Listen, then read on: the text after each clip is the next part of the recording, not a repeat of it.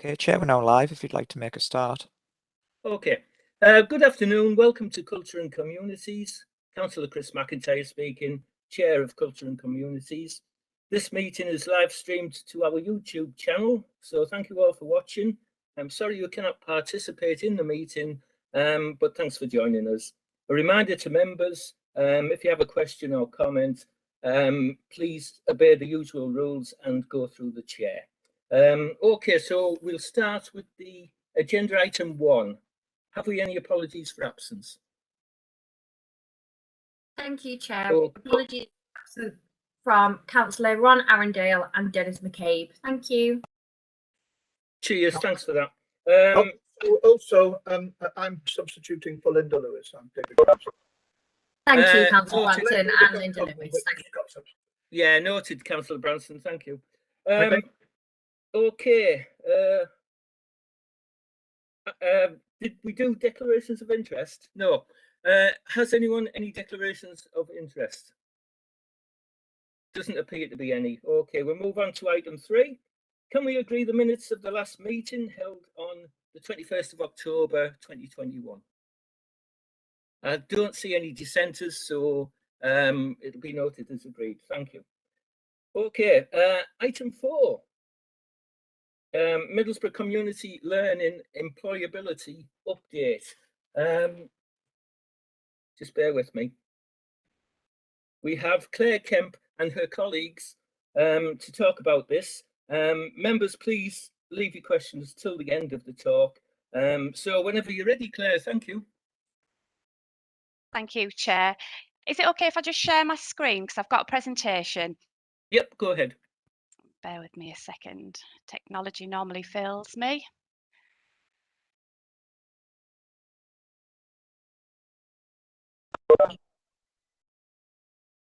Bear with me a second. Okay, can everybody see my screen? Looks good to me, Claire. Okay. Brilliant. I've got it. Excellent, thank you. So good afternoon, everybody, and thanks really for having us back.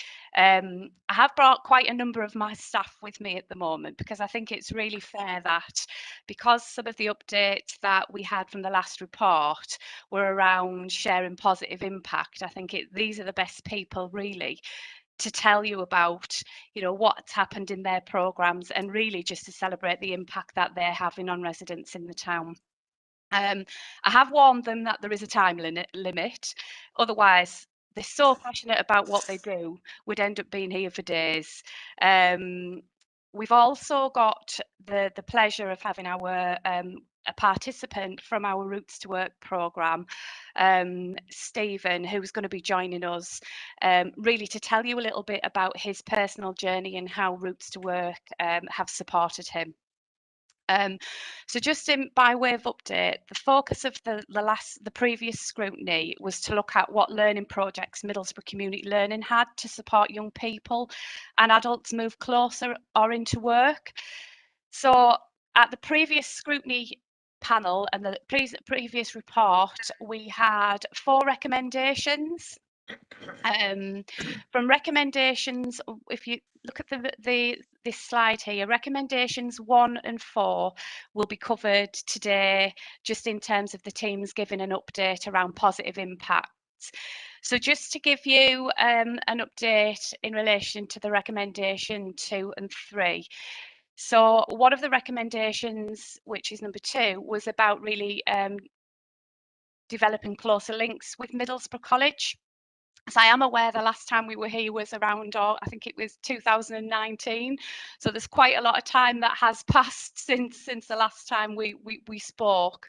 So just to give you a brief summary of that recommendation. So currently we have a key contact within the youth and employment team within the college, a lady called Fiona Kempton.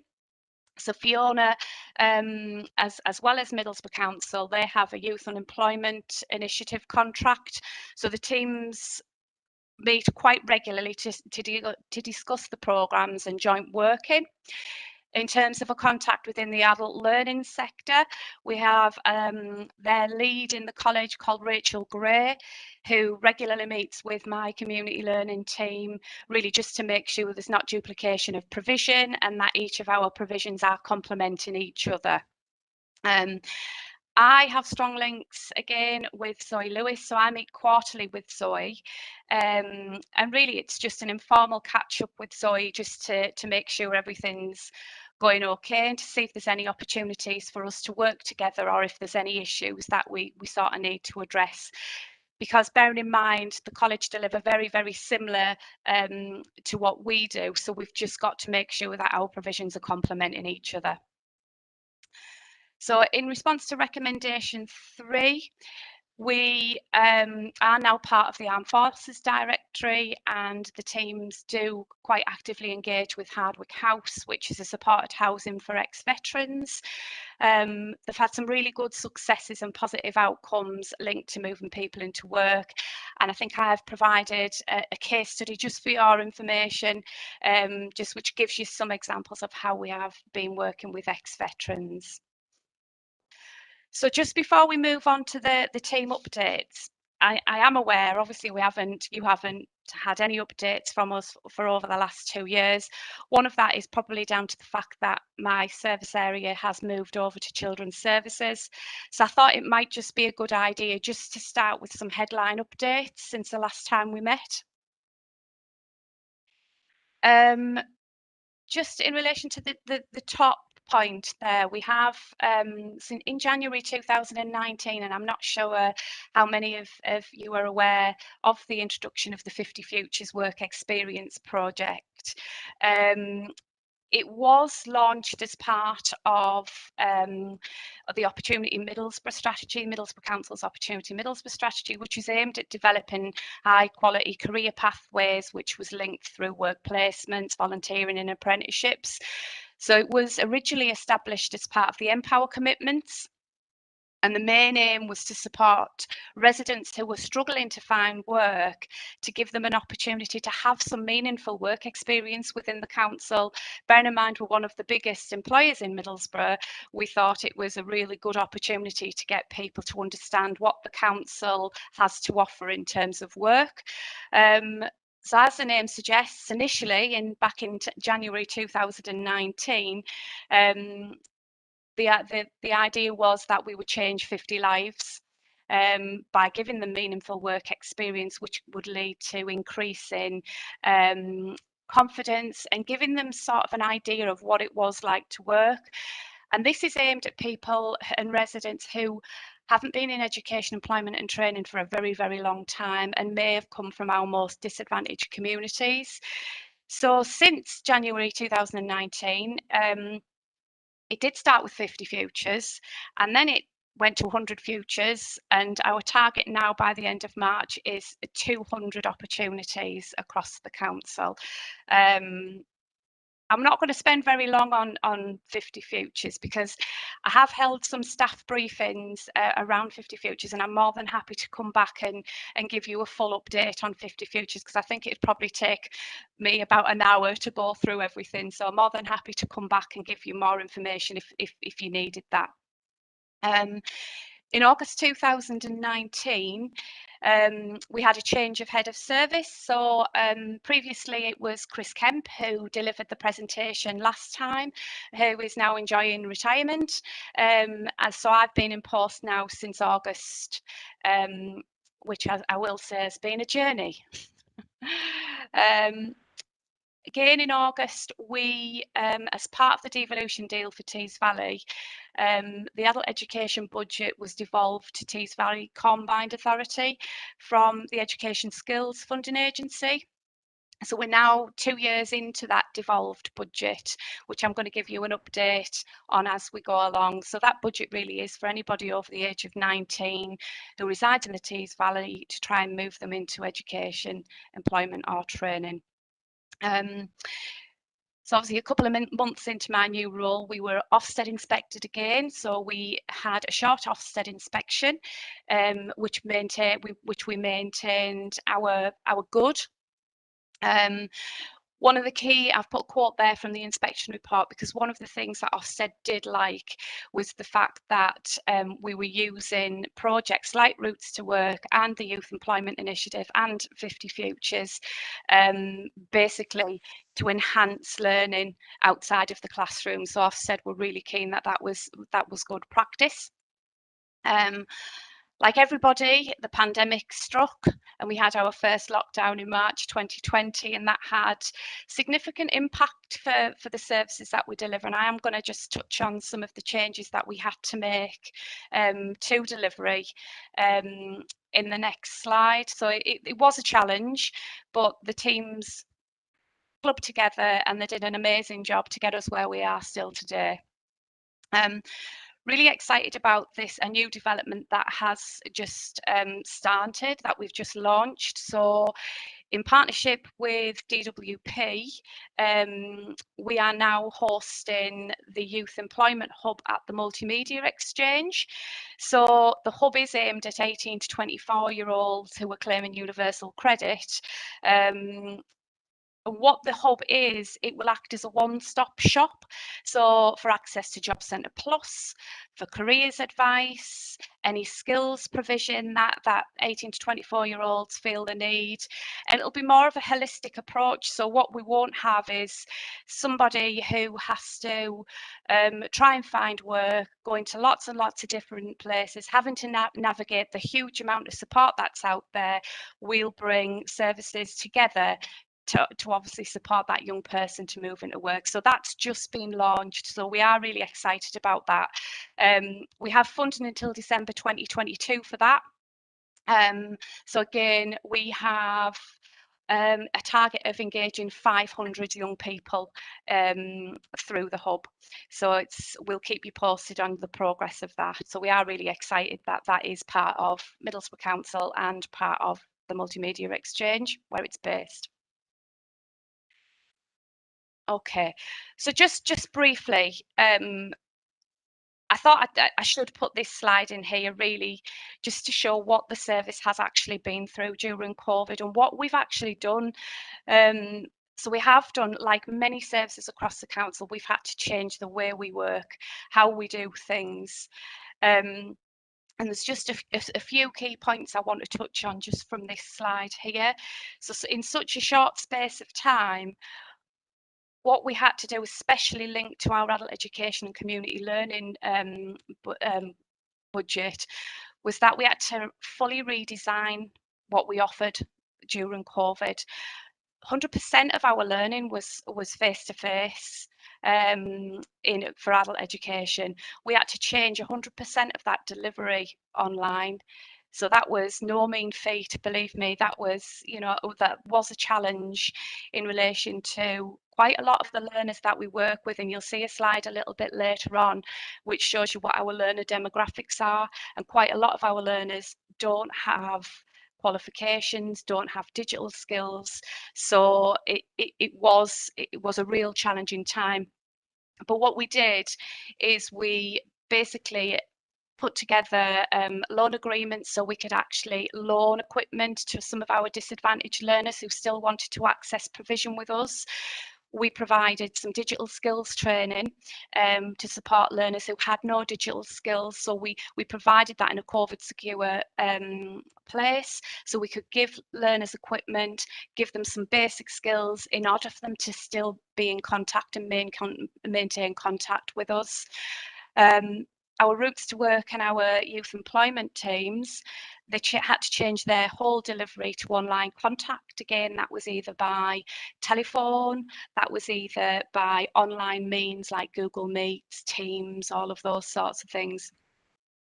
But they went over and above to engage their clients. So, some of them were delivering food parcels, they were offering wellbeing support, they were offering check-ins, weekly check-ins for our most vulnerable learners to actually just be there, just to talk to people. So that was a real positive, if you can get a positive from COVID, that we continue to offer that service for our most disadvantaged. In terms of staff, we trained an additional 5 safeguarding officers across our service, really again just to make sure that we kept in touch with our most vulnerable learners. Staff training, we provided a range of staff training for our staff because obviously, you know, like all of us, we've all had to learn how to manage meetings, how to deliver sessions online. So training was provided to all our staff so they felt confident and comfortable to be able to discover a quality service for our residents. Okay, so I will just move on. I'm just going to move on now to the recommendations 1 and 4. So I'm just going to give you a brief update in relation to the adult and community budget. So I'll give you sort of the performance to date, but I'll also share some good practice around that. And then we'll move on to Debbie Britton, who will give the youth and unemployment update. And then we'll move on to Barbara Smith, who will give you an update and some impact around routes to work. So just as a recap, and I'm not going to go into too much detail because I think at the last scrutiny panel we did have quite an in-depth overview of what each of the programmes do. So we're just going to give you a brief overview. So our adult education budget, as I've mentioned earlier, was devolved to Tees Valley Combined Authority in August 2019. The main focus of this budget is to engage residents who are over the age of 19, to provide courses, programmes to give those residents the skills to help them move into employment, but also to support our residents to gain confidence and improve their life chances. So there's 2 main core aims of that budget. One is our adult skills, which predominantly is used for accredited provision, which focuses around English and maths, ESOL, which is English for speakers of other languages, and Bespoke employer-led provision, ICT and employability. So what you'll see from the pie chart on the right-hand side is that 60% of that adult skills budget, or the 60% of our adult skills delivery is predominantly aimed at our ESOL learners. We have, and you'll see from the following slide, that we have a large amount of ESOL learners who are accessing provision who have low or no qualifications. So the majority of that budget at the moment, it is aimed at an ESOL provision. We are offering bespoke employer-led provision, and what that is that we are working with employers who are coming to us to say, this is the sort of thing that we need, can we deliver packages around what we want, and then they'll look at offering employment. So since COVID, sort of our landscape has changed in adult skills. I've worked in Middlesbrough Council and community learning for 20 years, and we've always struggled to engage employers. But the tables have turned now. Since COVID, employers are knocking our door down to work with us to try and get the right people into jobs. So that's, again, that is a real positive, and I'll come on to just an example of some good practice where we've worked with, well, actually it was internally with Middlesbrough Council to support an employment need. On the other side, we have our community learning, which is as part of our adult education budget. And that community learning offer is to engage our most disadvantaged residents in the town. So this is first steps learning. So this is the first dip in the toe of a learning opportunity. We offer a range of family learning, basic digital programs, and again, very small steps into employment. So these aren't accredited provisions we offer from community learning. This is, you know, to engage, to get people's interests, to help them move into something that they want to do. With community learning, we do subcontract a small amount of community learning, and we subcontract small organisations in the town who are already fully embedded within our communities to reach more communities. So groups who wouldn't necessarily walk through our door. So for example, we work with Nerve Fitness, who is a very small organisation who works predominantly with BAME ladies who may have very low self-esteem, confidence, might have language issues. So we work with NER to engage around sort of issues. So for example, we worked with NER and the NHS, who wanted to engage more BME ladies into support work roles within the NHS. So it was a very, very light touch programme which looked at what it was like to work in the NHS, some volunteering opportunities, and results of that meant that some of the ladies actually accessed bank work from that. So without that sort of community engagement and that small organisation support, we wouldn't have got to those ladies. So it was a real sort of positive opportunity for us to work with them.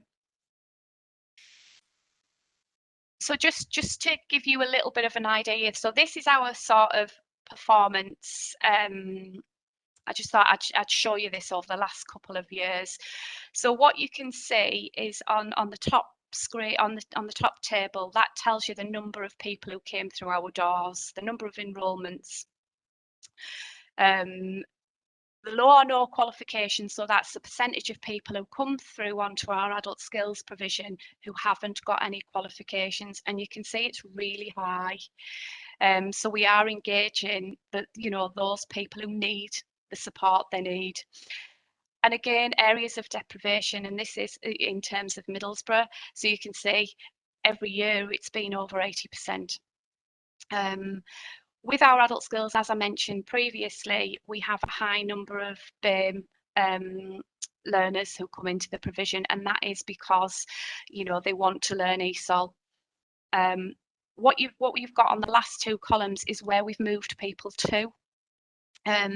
So further learning, you'll see there are just always above 70%. Employment, you'll see sort of has fluctuated.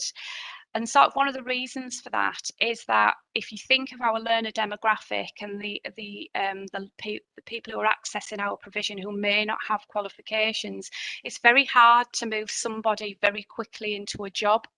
So what we do in our adult skills is it's small steps with them. So the majority of our learners will move into further learning, whether that is with another provider or whether or not it's a continuation with ourselves. We're measured around achievement, and that's one of the measures that we have in terms of Ofsted. And you can see we have an internal target of 90%. We have quite a lot of different benchmarks, which range from 70 to 60 to 80%, and we're well above all our national benchmarks. So even though the past 2 years we've been impacted by COVID, you can see the results there are showing that the teams have done a really, really good job. Okay. So again, this is just the community learning element again. So this shows exactly the same sort of thing from our community learning engagement. And it just gives you an idea around our sort of deprivation stats, who we're engaging and how we're performing. And again, you can see always above 90%, which is a real achievement for the contract.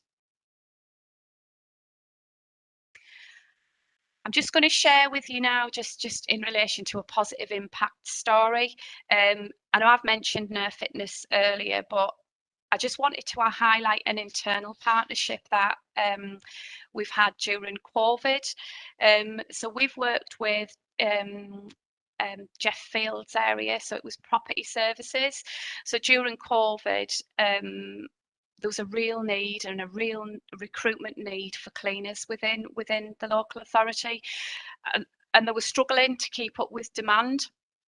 So our Routes to Work team, so that was Barbara Smith's team, who you're going to hear from soon, had contacted the service delivery manager, who was a gentleman called Glenn Pinniger, to look at what we could do to support. So what we did is we basically put a package together based on what Glenn needed. So Glenn wanted to make sure people had some customer service skills, had an understanding of health and safety, manual handling. We put a package together and we created some work experience. We created a package. Once people completed the package, they were offered a guaranteed interview with Glenn's team, which as long as they met the eligibility criteria. So it was a real partnership approach, and it's something that we are actually continuing to work with for external customers. So in terms of sort of outcomes for that, through that cleaning programme and that partnership, we engaged 32 residents. And these are the residents we engaged with, the majority hadn't worked for a very, very long time. 14 of those are now working in the council as cleaners. And I just think that that is brilliant. You know, that if we hadn't have probably done the steps towards cleaning, you know, some of these people may not have had that chance. So it was a real sort of, it was a real positive for us. And you can see we have a couple of our sort of beneficiaries here, and just some of the statements in terms of what it is, you know, how it has changed their lives. And it was a real positive. And this is definitely something that we are looking at with external partners now. So working with sectors who do need some additional sort of, who have got employment opportunities. I've just listed a couple of the partners there again at the bottom. We've worked with those partners for probably the last 4 or 5 years. They're very small partners, and they are right in the heart of communities, and they're making a difference, and they're helping us to make a difference and get to the learner group that we need to get to for our adult skills. So I've come to the end of the adult skills sort of team presentation. I'm now going to hand over to the youth employment team, and to Debbie Britton, who's again just going to give you an update in relation to the youth employment initiative and just some positive impact from the team. Debbie, are you there? I am. Are you okay to do my slides as I give you a nudge? I'll do them. Oh, thank you, my glamorous assistant. So I'm standing in for Terry Frank, who you'll have met at the last one of these. I'm assistant coordinator for the Youth Employment Initiative for Middlesbrough Council, and we call ourselves Choosing Pathways because we didn't want the same name as all the other Middlesbrough providers for this programme. So I'm not, sorry Claire, can you just put my first slide on?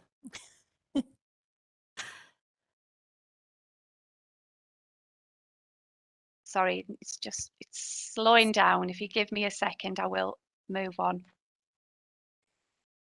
So as it's an update, I'm not going to read from the slides. I'll just say the pertinent information and just expand a little bit.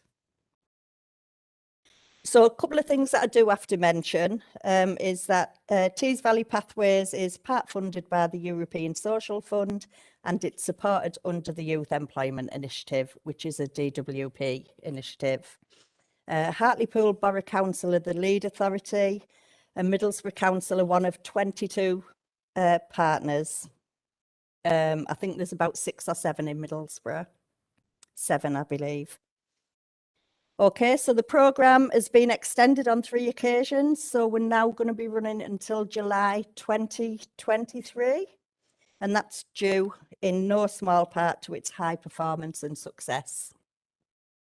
Next.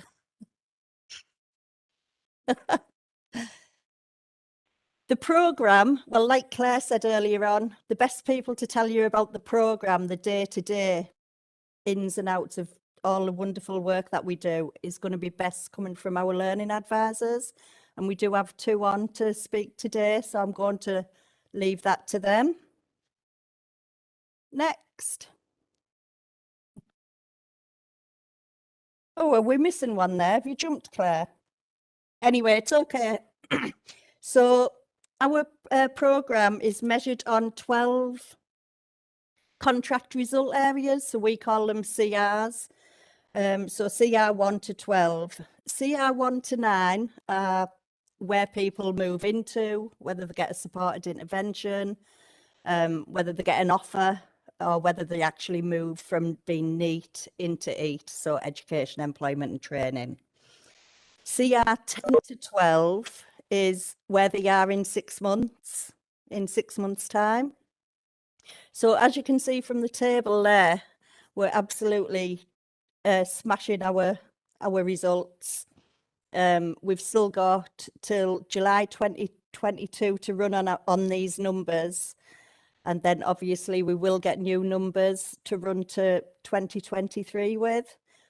But as you can see, we're at 109% for supported interventions, as opposed to Tees Valley average, which is 102. Our Choosing Pathways programme is 136% for education, employment and training, as opposed to Tees Valley average of 125. And then our 6 months, as you can see there, into education, employment and training, 147% as opposed to 124 across the Tees Valley. And 6 months sustainment, 101%, 65% across the Tees Valley. It's absolutely amazing, the work that's been done on this programme, and the learning advisors are deserve all the credit for that, for the work that they do. Next. Oh, back a bit, Claire. Have you took some out? Yes, I think I Right. did. I'm just going to reiterate a couple of points. I mean, I know Claire's touched on the COVID response, but during COVID, we've been audited to death. I think everyone's thought, oh, we'll just do audits while everything's closed down. So we've had very successful audits from DWP, ESF, and we've just been externally audited by Veritau.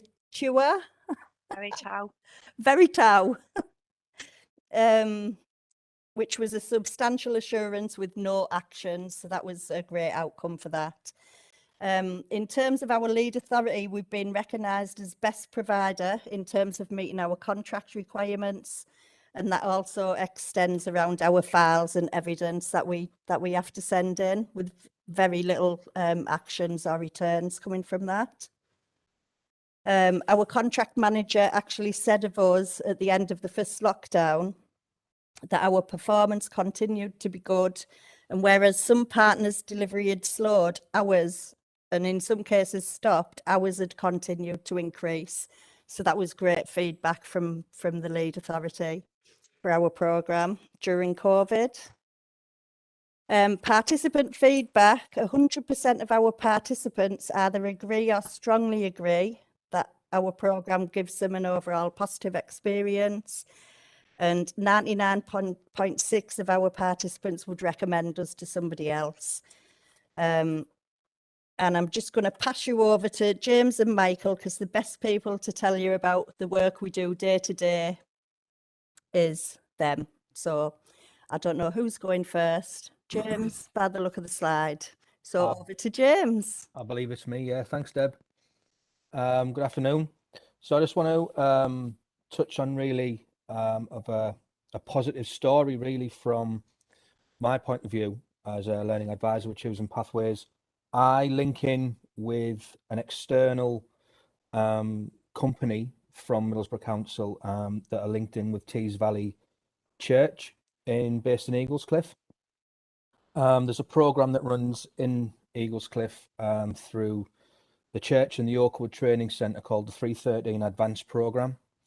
And that works with all ages of all people throughout the Tees Valley, but in particular, obviously, our age range at Choosing Pathways is 16 to 29. My role really is to link in and recommend the programme to various participants who are referred onto our programme. And the 313 programme really gives them a chance to experience real life working situations and gain real life working experience. It's beneficial for younger people who are new from school or college and have never entered the world of work before.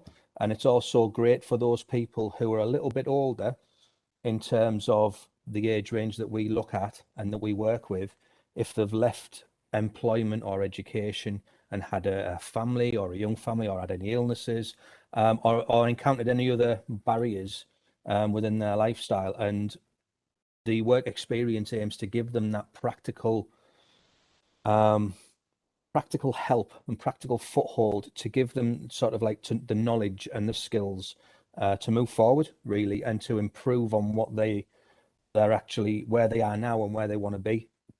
One such story, what I want to touch on really is a young guy that came to Choosing Pathways about a year ago, maybe. I think he came during the second lockdown. And we engaged and we chatted.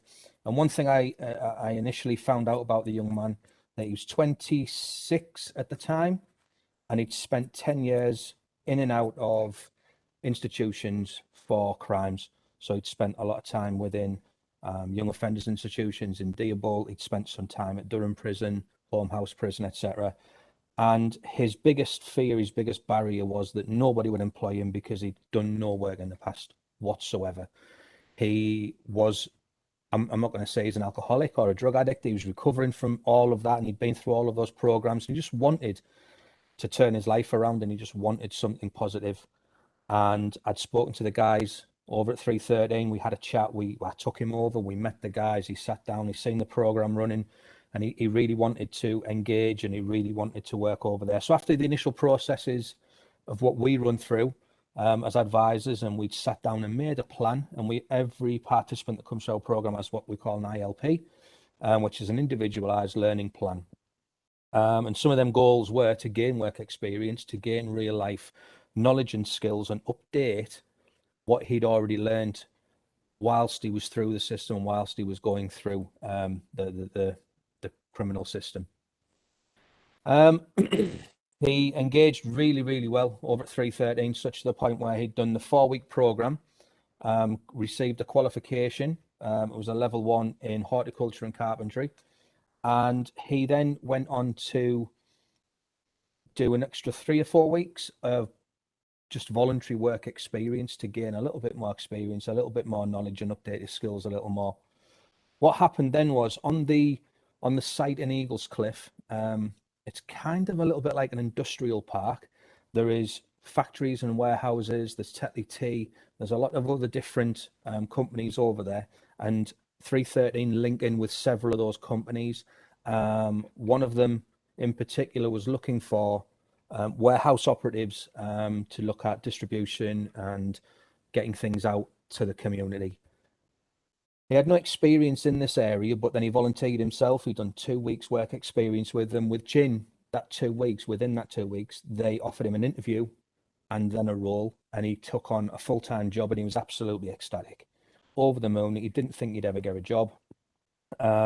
He was able to come away from the benefit system. He's come off universal credit because he's working full-time. He's getting full wage. He thinks it's fantastic because he can pay his own rent. He can pay his own council tax, his bills, and everything else, and he can still enjoy himself with his friends. We're now 5 months down the line, I think, from that time, and he's still employed. He's still there. He still engages well. I still get the odd text or email or phone call, and he's absolutely spun his life around from where he thought it was going down the pan and he had no future. He's now 27, and everything looks great for him. And that's just probably one of the best things to come out of the last 12 months, is to see, we do see that quite often. I see it quite often with the young people that we work with, but I think from this young chap's point of view, to have spent so much time within that system and have such low self-confidence and belief, and so low self-esteem, to move forward and to be in the position where he is now, it was just fantastic. And I just thought that would be a really, really kind of positive story to share with you all regarding what we do within Choosing Pathways and community learning. I think it's now my colleague Michael who's going to talk to you a little bit as well. So I'll pass you over to Michael.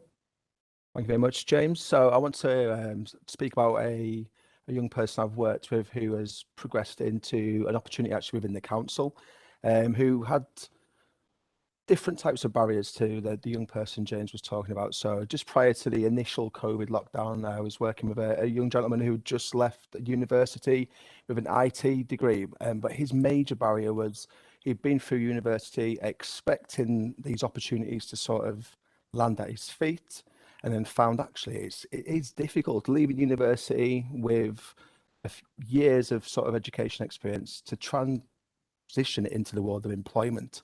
So his sort of motivation and his sort of self-perception of what his worth was at an all-time low. He'd sort of looked at work experience opportunities before, but nothing had ever sort of appealed to him, or it was nothing which sort of gave him the spark he was after.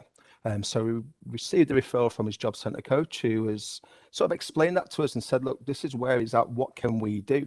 And as with many graduates, we enjoy working with those who have graduated but have also struggling to sort of change that. So we signed him up, and much like James explained there with his participant, we put together a little bit of an action plan. However, this young gentleman's issue was he wasn't motivated to achieve something.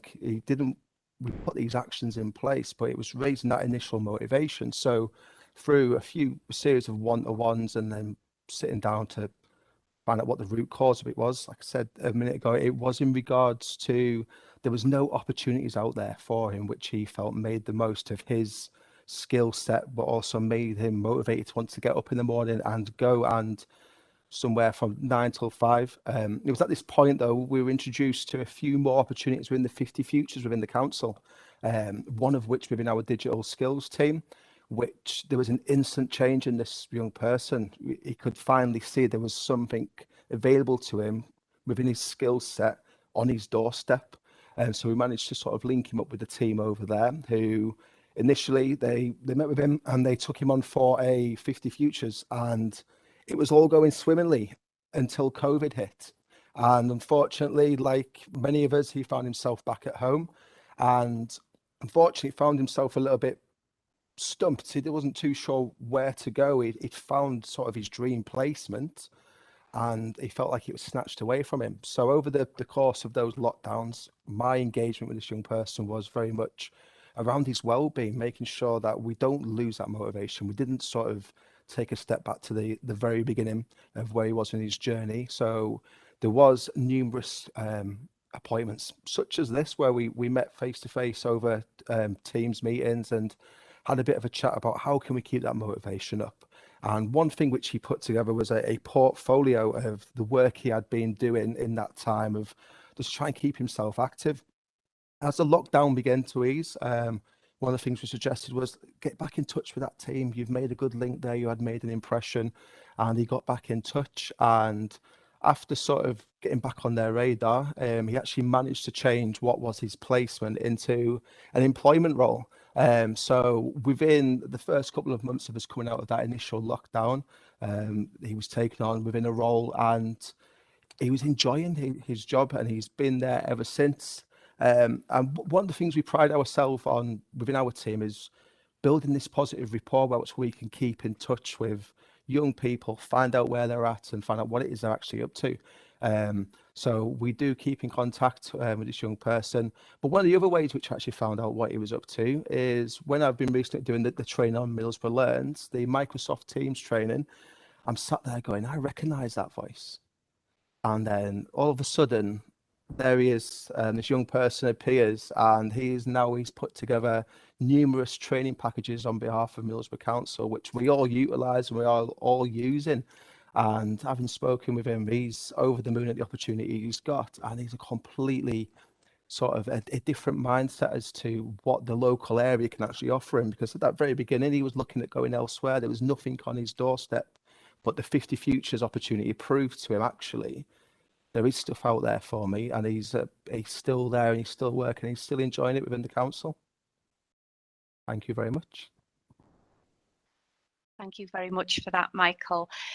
We're just going to hand now over to Barbara Smith, who's our Routes to Work coordinator. So again, very similar to the other two presentations, just to give you some performance information, some success, and hopefully we have got Stephen on the call today, who, as I said at the beginning, is one of our participants who could tell you a little bit about his journey. So I'm just going to pass you over now to Barbara Smith.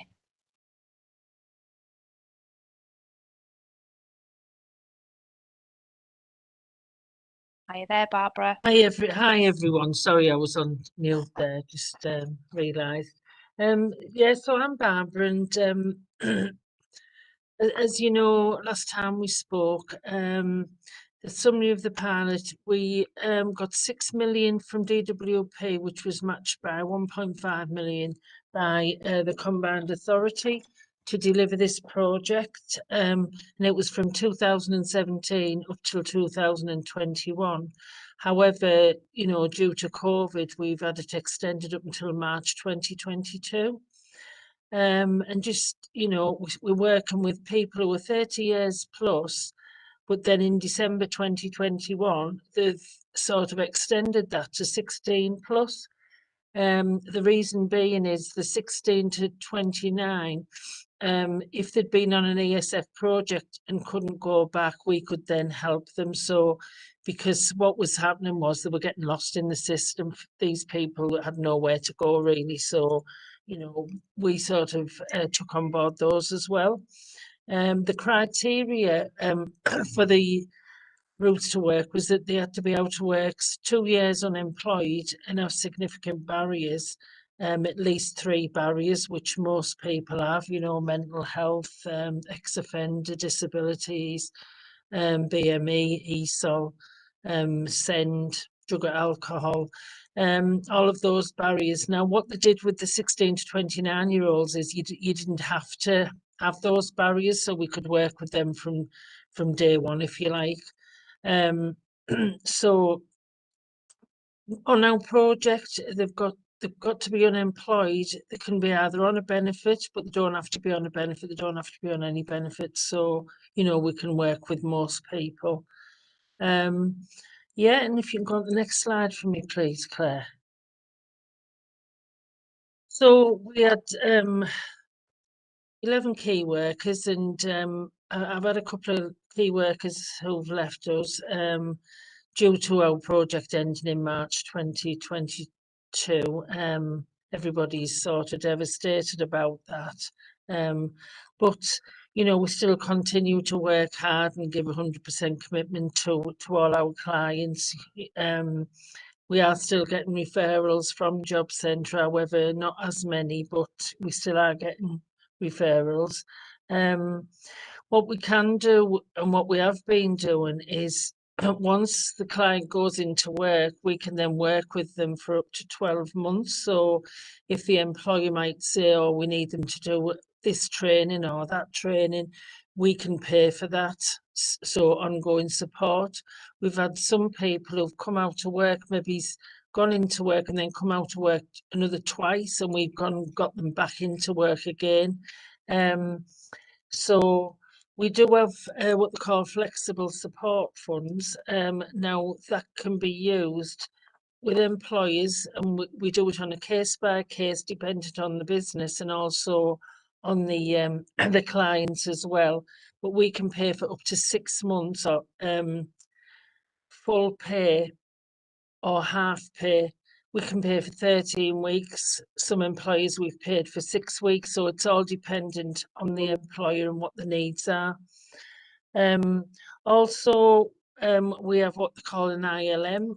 Now that's a 15-hour work experience. We can pay 12 weeks pay for that. And that is, sorry, that's not guaranteed work, but it's a guaranteed work experience. Most people who go through the ILM usually get taken on by the employer, but you know, they don't have to be. And it gives the, you know, the client something to get up for, structure, work ethic, something, you know, to show what they're capable of, really. So we've worked with 36 employers and we've helped with the wage incentives. Now, some of these employers stayed open during COVID due to the help from ourselves. You know, they said if it wasn't for us, they wouldn't have been able to take these people on. So, yeah. So, we actually engaged with, let's just have a look. We've engaged with 1,192 altogether. And that's 64 over 16 to 19, and that was from December of last year, and 1,128, 30 years plus. Positive outcomes, we're only about 1,000 on the positive outcomes, but as you know, we've got till March next year. A positive outcome is people who've had advice and guidance, who've had a CV, who are getting more work ready. And then we have what they call significant improvements, and we're way over target on that, as you can see, 564. And that's people who are work ready, who we're sending for interviews, who were ready to go into work. We've then got 297 people who've moved into employment, so we're absolutely double on our target there, and we still have 3 months as 4 months to go, 4.5 months to go. So way over target on that. And these are people who've been out to work either 10 or 20 years or never worked at all, and who've gone into sustained employment. It's not just employment and then they're leaving, it's sustained. So it's been absolutely excellent. We've also worked with 14 ex-forces and got 6 of those into work who had multiple barriers, and they've gone into sustainable work as well, which is great. So we were out of the 5 authorities, because there's 5 compound authorities who are delivering this routes to work, we the highest performers right across the board. Last year, we won a Civic Award for improving employment opportunities for residents. So we're doing all of that, and we did have a guy who went into work, who had a lot of barriers. He had tried to take his own life, and we managed to sort of talk with him. We helped him get a new flat. Within 3 days, we'd fully furnished the flat with charities that we work with. We got him white goods, and then we got him into work, and he's now in sustainable work. He was drinking, but he stopped drinking, and he's doing absolutely brilliant. We're also, as part of Routes to Work, we're helping with Kickstart. So we're providing wraparound support for Kickstart people. And that's young people who've gone into employment, a 6-month work, 6-month paid work. And we have to sort of speak to them, give them 5 appointments over the 6 months. If they don't get kept on, we will then help them look for other work, and have done that already. Or if they finish early for some reason, we will take them on and help them look for alternative work. We're also working really closely with Teesworks, that's the old SSI site, and we're working well with a lot of employers there, and have started placing quite a few people into work with them. So all in all, it's an absolutely fantastic project that not only helps people into work, it helps them with the multiple barriers that they come across, mental health, housing. There's so many issues that they might come to, debt issues. We've paid DROs off before. There's nothing we can't look at really. We pay for training, clothing for people for interviews. We've bought people mobile phones before, because if they haven't got a mobile phone, how they're going to be contacted for work really. And we just give in-depth IAG appointments, and it's not just obviously ticky box exercises, it's about the person. And we've had some people say that we've been like a lifeline for them, especially during COVID. We got food packs taken out to people, Easter eggs for the kids last year. We made activity packs and sent those out. And some clients we were ringing daily. It was dependent on their needs really, because everybody's different. But yeah, it's really, a brilliant project to have worked on and to be working on. And we've got Stephen with us. Trina's his key worker, and she's going to be introduce you to Stephen. And so yeah, it's over to you, Trina. Hi, good afternoon, Chair. Good afternoon, everybody. I won't speak long because what better way than basically for someone to tell a story than the participant herself. So I've got Stephen with me today. Just a little brief. I'm a community key worker for the Roots to Work contract, and I've worked with the council now for a little over 2 years.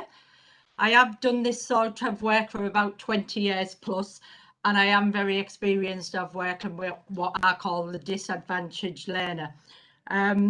The community hubs that I base myself in, I basically base myself in the community hubs so that the clients or the residents can come to us and we can provide that holistic approach. So it's very tailored to what we call a customer journey. So when I met Stephen in one of the local community hubs, and Stephen was long-term unemployed and a past history of severe mental health issues. I'm going to hand you over to Stephen because Stephen's going to tell you a little bit about where he would be if it wasn't for Roots to Work, a little bit about why he engaged, and also where he is now. Hi guys, hello everyone. Right, my name's Stephen. I'll be as really quick and possible as I can because I love talking. I got introduced with Roots to Work by, I think it was, I was sent to Dundas Arcade Place and to a centre upstairs, and I think it was Step Forward Tees Valley.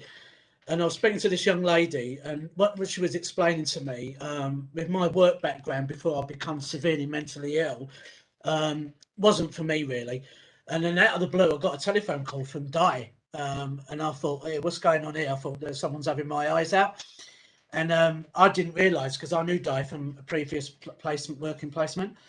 And I got talking, and that's how I got into Roots to Work. And so I got invited in, and I got transferred to Trina, my present key worker. I can't say enough for me personally for what Roots to Work have done for me, because I spent 10 years in the service with severe mental health, and like I crashed on 6 occasions in those 10 years, 6 attempts to take my own life. Obviously, I was quite rubbish at it because I'm still here, which is a good thing. I've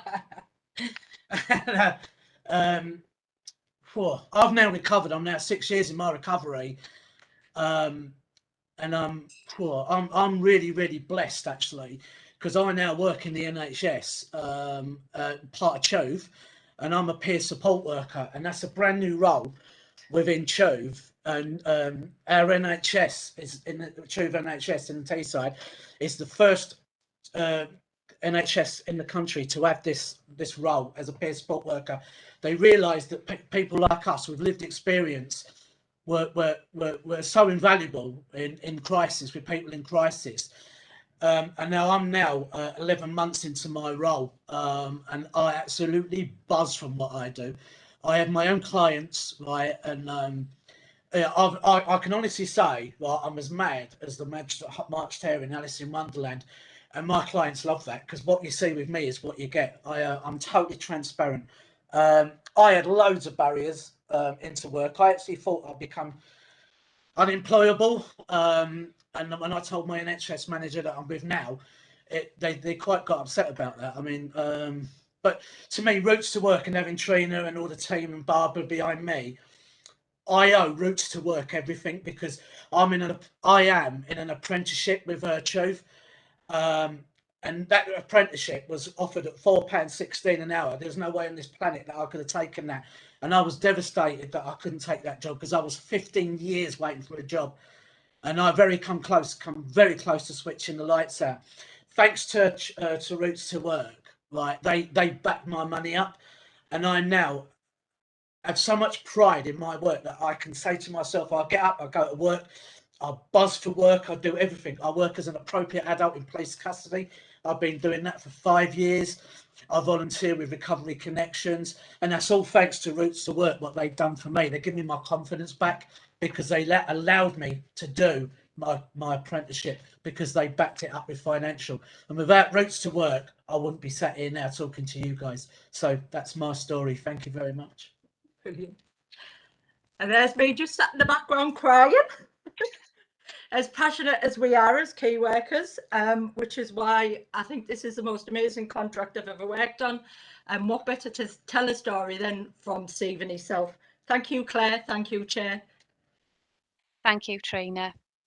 No, could I just quickly say, sorry, could I just quickly say we do deliver out of 12 hubs in Middlesbrough, which will, you know, be sadly missed by all the clients, and we do deliver job clubs that the job centre refer to us. So, you know, it is going to be sadly missed. If you've got any questions.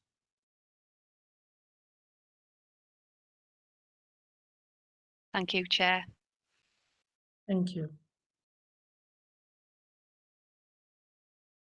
Claire, it's just Susie. Would you be able to stop sharing the screen just so that we can see everybody? We sometimes struggling with Bex. Thank you.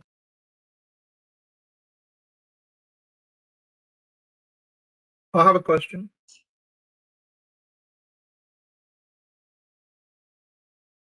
Okay.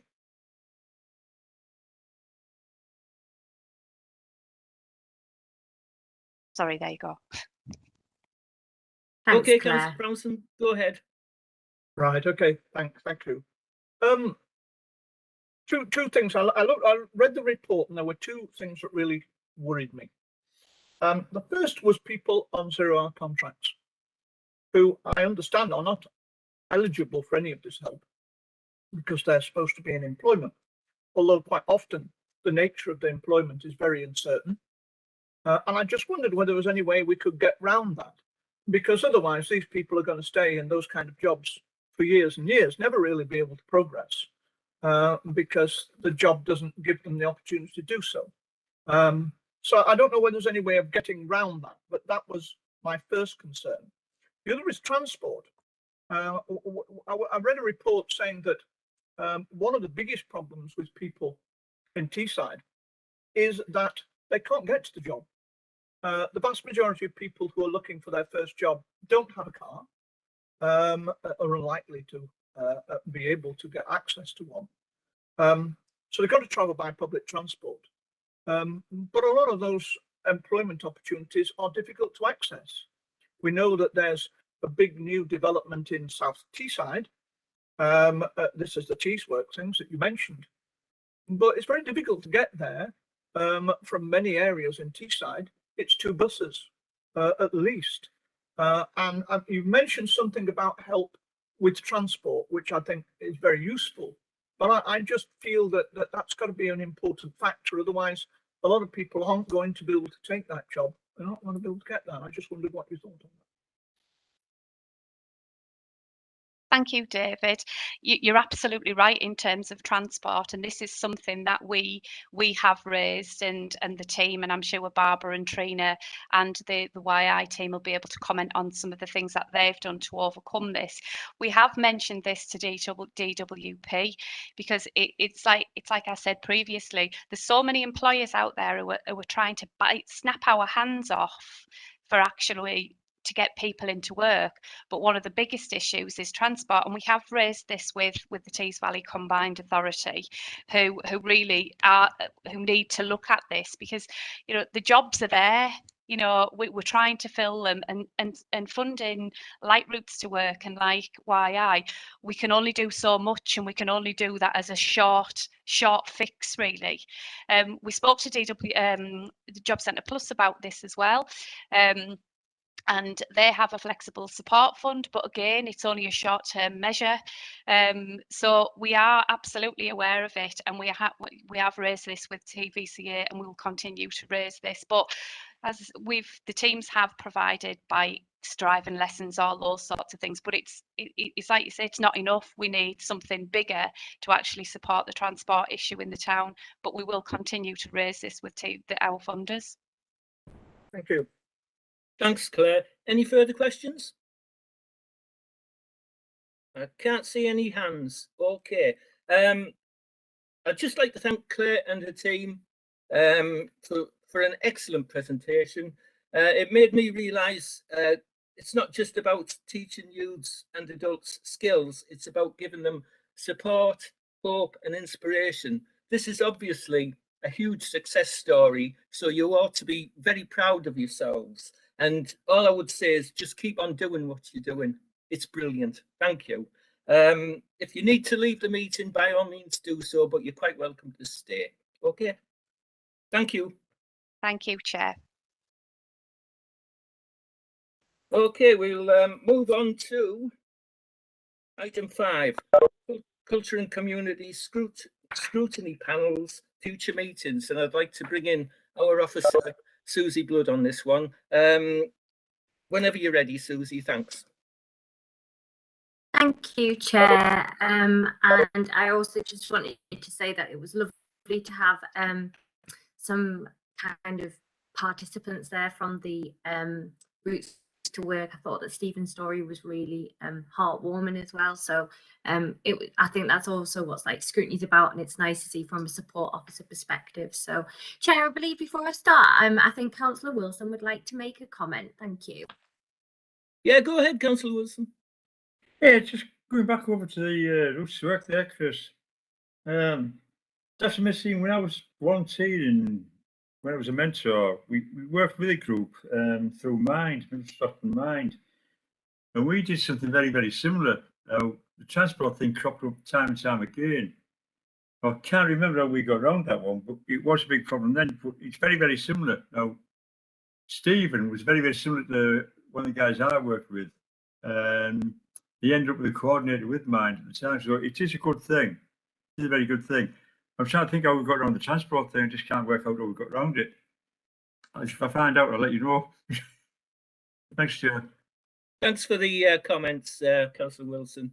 Okay, Susie, if you'd like to go ahead. Thank you. I'm going to attempt to share my screen. So if you just bear with me, I'll see if I can get something up on.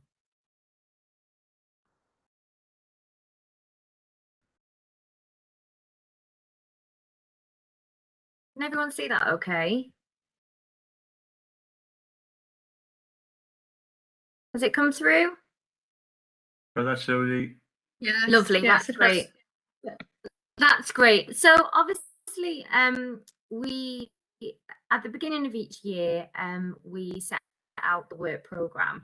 But I think sometimes it's worth reviewing the work programme and kind of our meetings periodically, just to make sure that we're on track, and obviously to address anything that the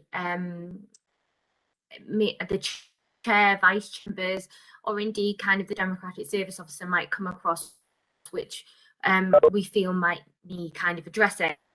So I feel sometimes when we're looking at large scale reviews, it's often worth just kind of putting down where we are in terms of that review, and how we anticipate meetings to go in terms of getting evidence from officers.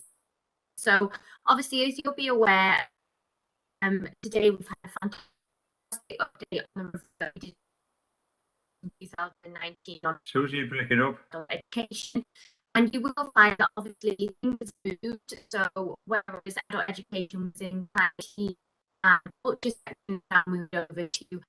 You're breaking up. Can you hear me? Badly, Susie.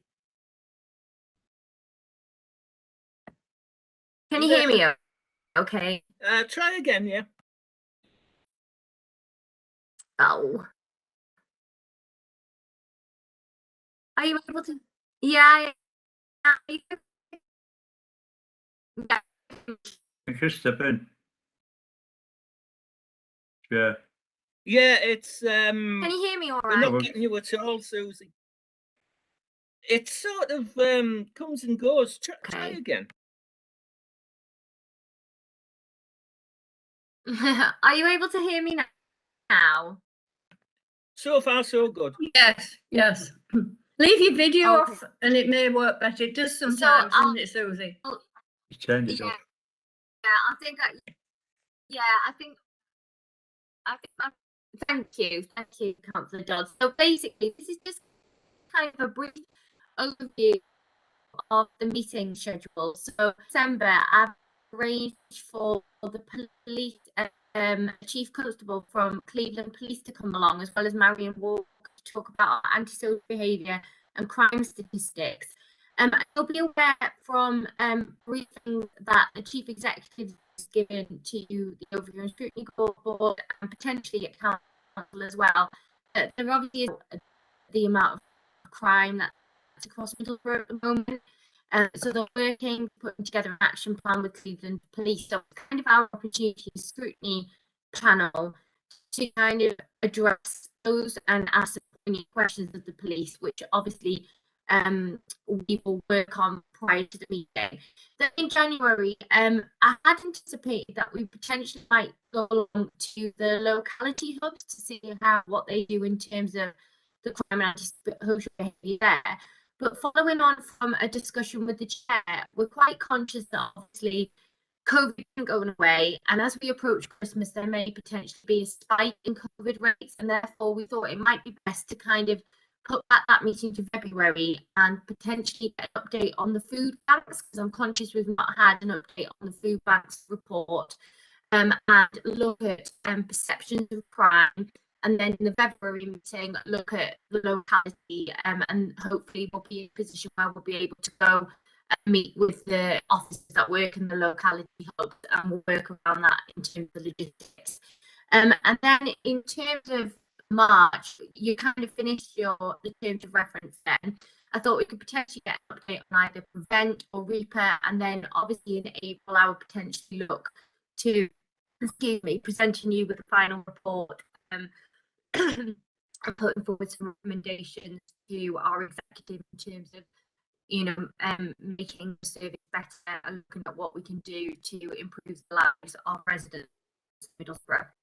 So I'm open to suggestions or any comments, questions like that. Thank you. Thanks, Susie. I think you did break up, but I think we got the gist of it. Any questions? Couldn't hear him, Chris. Councillor Wilson? Yeah, I couldn't make it out, Chris. I couldn't get it. I didn't get 9% of that. Well, what I got was we're going to try and arrange a meeting in December with the police. We're going to visit food banks for an update early next year. Yeah, and the rest was a bit crackly, but what I would suggest is if Susie sends that presentation slide, if she emails that to us with all the information on, we'll take it from there.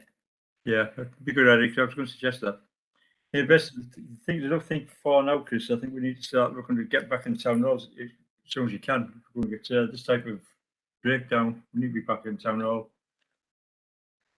Well, I don't know. I think Teams is a better format, to be honest. Is more technically, advanced than WebEx. So maybe we should be looking at, moving to Teams. I think it's more the connection share than it is the software. I think it's more the connection. Mm.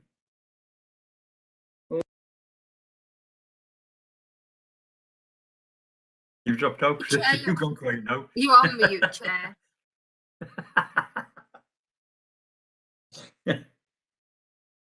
You're still on mute, Chair.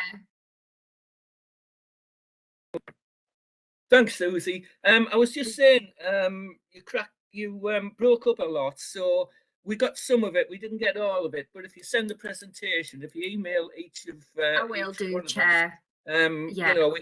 We can read up and catch up that way. Okay. Yeah, that's great. Sorry about that, Chair. I do apologise. I do have really strong connection, so I don't know what is occurring this afternoon.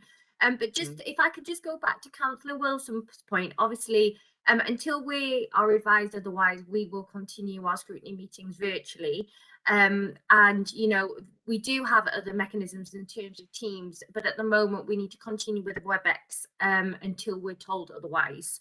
But I just wanted to just kind of point that out, Chair. But obviously I do understand the frustrations when the technology doesn't work, but we just have to do what we can do under the circumstances. So thank you very much, Chair. Thank you.